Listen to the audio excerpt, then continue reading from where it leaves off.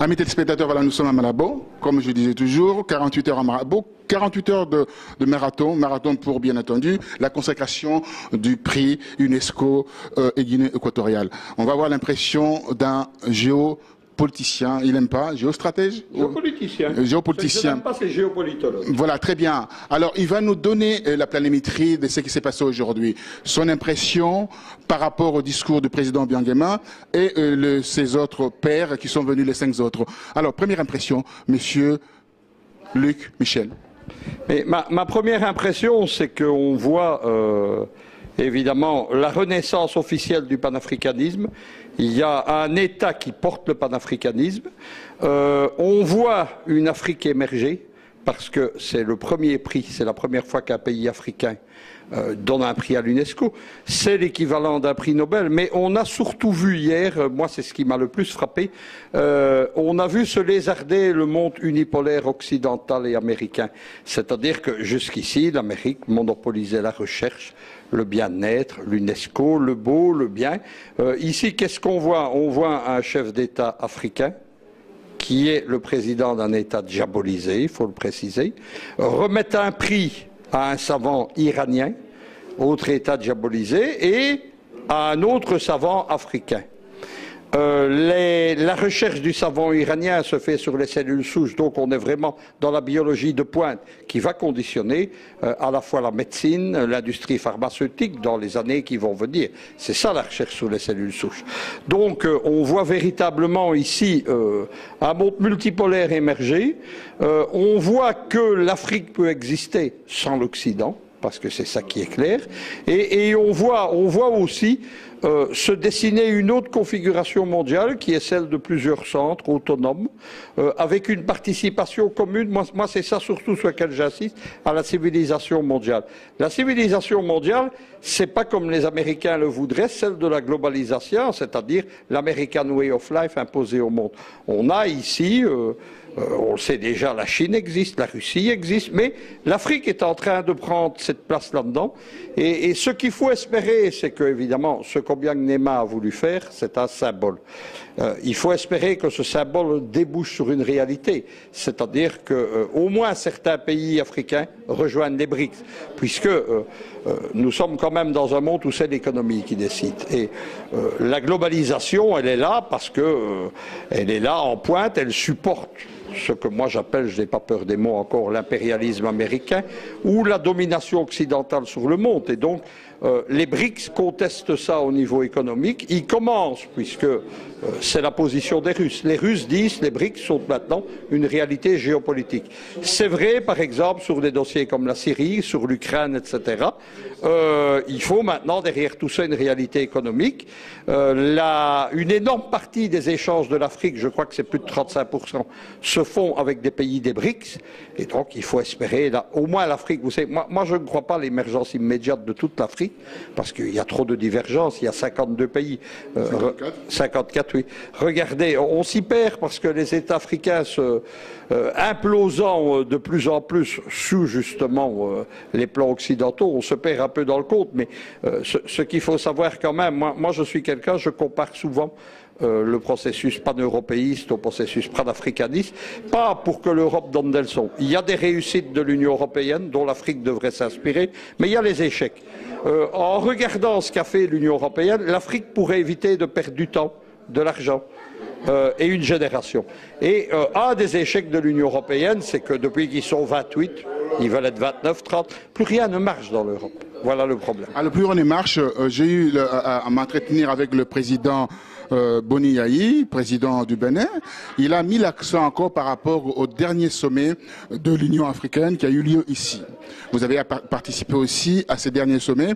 Il met en exergue, en fait, l'intégration régionale par rapport à la protection alimentaire et la sécurisation alimentaire, etc., etc. Pour 2063, il n'y aura plus de la famine en Afrique. Est-ce que c'est un mirage ou c'est une réalité? C'est une réalité, mais moi je dirais que 2063 c'est loin. Ça pourrait aller beaucoup plus vite. Ça pourrait aller beaucoup plus vite si le projet de Mouammar Kadhafi pour l'Union africaine s'était réalisé. Il y a eu toute une envolée Kadhafi a forcé l'Union africaine, il faut savoir. Lorsque l'Union africaine a lieu en 1999, Kadhafi l'impose à des chefs d'État réticents.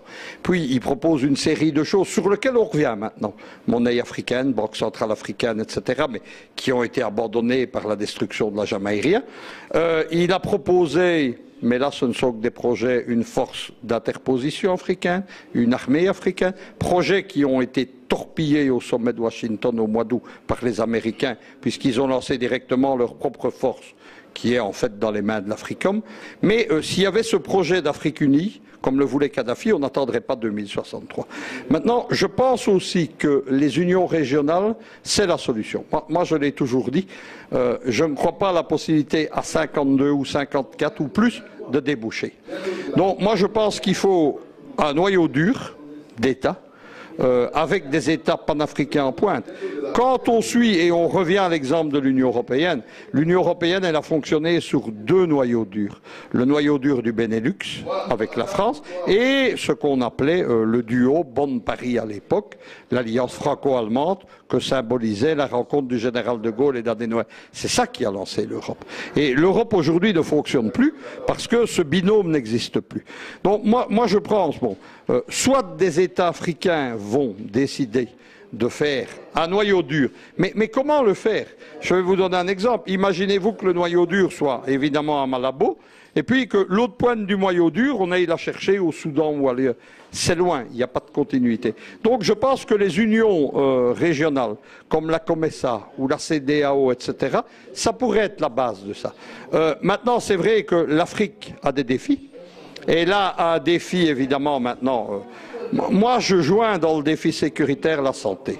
Parce que quand on a des pandémies comme Ebola, c'est un problème de sécurité nationale. Alors, le problème de sécurité nationale, pardonnez-moi, vous allez continuer avec ça. Je prends la balle au bon. Vous allez continuer avec votre raisonnement, votre réflexion.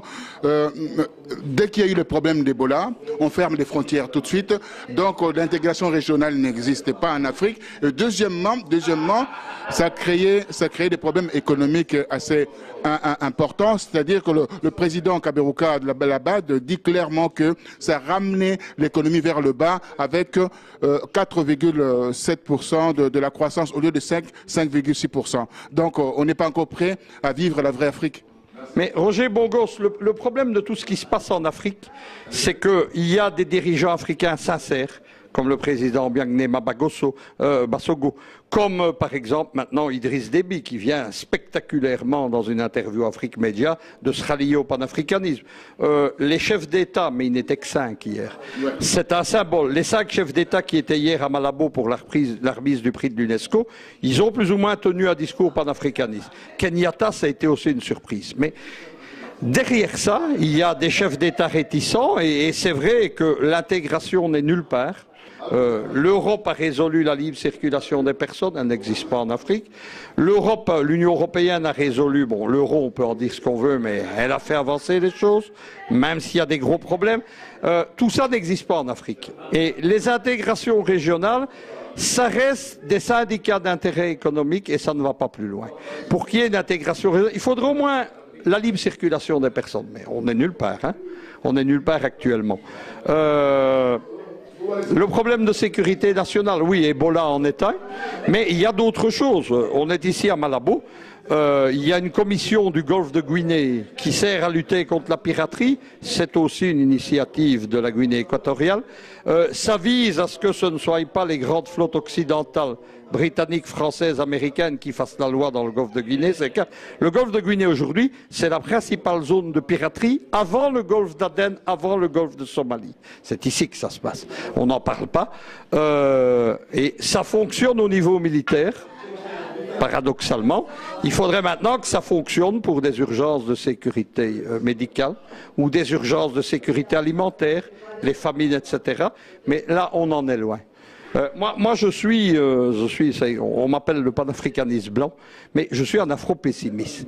Parce que je vois depuis la destruction de la Jamaïria, je vois l'Afrique reculer spectaculairement. Je vois l'Afrique pas respectée. Ce qui s'est passé au sommet de Washington, qui n'était pas un sommet d'ailleurs chef d'État africain Obama. C'était, comme il le disait, c'était un sommet Young Leaders USA. Le résultat a été lequel? On a vu des chefs d'État arriver à qui on a imposé un test Ebola. Ça, c'est scandaleux, comme s'ils étaient des sous-immigrés de 4e catégorie. On a vu des gens convoqués.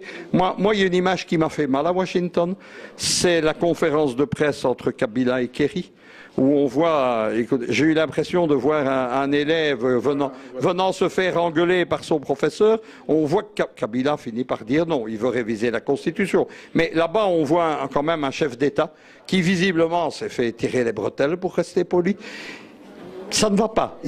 L'Afrique n'est pas respectée. Quand il y a un problème en Afrique, on les convoque à Paris, on les convoque à Washington, on les convoque à Bruxelles. Il faut sortir de ça. Il faut sortir. Il y a un homme ici, en Afrique, qui essaye. C'est le président Biagnema Massogo. Mais il ne faut pas que ça reste simplement un applaudissement poli. Il faut évidemment que le processus débouche sur des choses concrètes. Visiblement, il essaye de montrer la route, c'est le prix UNESCO. C'est hier les 2 millions d'euros qui ont été donnés pour la recherche contre Ebola. Ce sont toute une série de gestes. Le problème, c'est que les Occidentaux réagissent immédiatement. 2 exemples. La force d'interposition, mais Obama l'a coulée en créant une directement sous contrôle de l'Africom avec des États clients, c'est-à-dire comme le Rwanda ou le Kenya. On va voir, j'ai vu le discours panafricain d'Ourou Kenyatta hier, on va voir ce que ça va donner. La deuxième chose, c'est la proposition d'envoyer en République de Centrafrique des troupes de l'armée de Guinée équatoriale, et on voit tout de suite que Paris s'y est opposé. Voilà, vous avez vu l'analyse assez développée de notre ami politologue belge Luc Michel, qui crève l'écran avec l'Afrique Média. Il a apporté, il s'est dit afro-pessimiste. Alors je me pose la question, il y a des afros réalistes, il y a des afros optimistes, mais pourquoi il s'est mis dans le camp des afro-pessimistes? Une dernière question, vous répondrez à ça, puis on terminera. Moi, je crois en l'Afrique. Moi, je suis pas quelqu'un, je crois à un combat, je crois en Afrique, je crois au continent, je crois aux Africains. Parce que je vois ici le panafricanisme dans les masses. Le pan-européisme en Europe occidentale n'est plus dans les masses. La Russie est derrière Poutine, mais ça ne correspond pas à un engagement des gens. Les jeunes Russes ne sont pas, par exemple, prêts à aller se battre en Ukraine, c'est clair et net. On a 87% d'approbation de la propagande de Poutine, mais 10% qui est prêt à aller en Ukraine. Ici, pas. Ici, on voit. Moi, je suis sorti de l'avion à Douala, puisqu'on est arrivé par là. J'ai vu des jeunes, essentiellement, venir me serrer la main, prendre des selfies avec moi. Ça a été de tout niveau. On a vu des policiers. On a vu des commerçants. On a vu, vous savez, les bandes de rue qui tiennent la rue à Douala. Ils venaient voir. Il y a une adhésion des masses. Je reçois toutes les semaines des milliers d'emails. Je ne sais plus répondre, mais je les lis. Ce sont des jeunes de tous bords, des intellectuels, des gens qui visiblement n'ont pas d'éducation, mais ils sont là, ils écrivent. Il y a donc un potentiel humain. Il y a des gens qui sont prêts à se battre. Je pense qu'ils sont prêts à mourir pour leurs idées. C'est respectable. Ça n'existe pas en Europe, malheureusement. Ni occidentale, ni orientale. La politique telle que je la fais en Eurasie, nous sommes des réseaux de cadres. Ici, on fait de la politique de masse. Donc, ça, c'est le côté optimiste. Mais à côté de ça, les masses sont en avance sur les chefs d'État. Elles sont en avance sur les élites. Quand on arrive là, on voit le président de Guinée équatoriale qui est en pointe. On commence à voir timidement 2-3 chefs d'État qui suivent. Derrière, il n'y a rien.